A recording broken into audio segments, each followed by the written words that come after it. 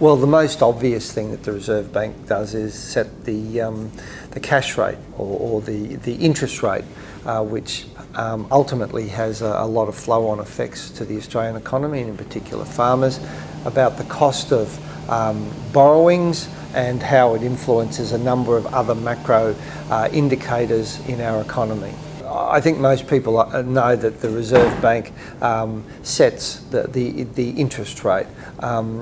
because of the one and only primary factor of controlling inflation. Now, over the years, many different Reserve Bank governors have taken a more lateral view of what their role is, but essentially they're controlled with their charter about simply to control inflation. So what we'd like to see is the Reserve Bank to be able to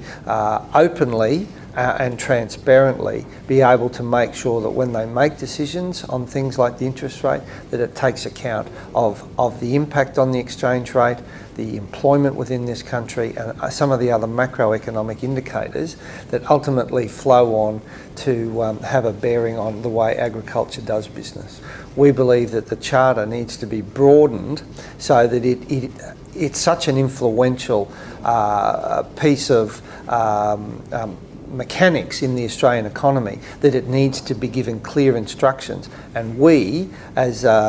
people who are adversely affected about some of their decisions, we need to know how they're going to perform and how they're going to make their decisions.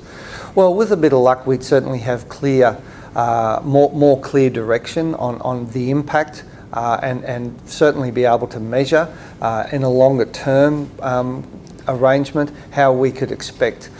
things to unfold from an economic point of view. Agriculture is a large consumer of finance in this country, and we need every possible tool possible to manage that, to make sure that we can take advantage of any opportunities.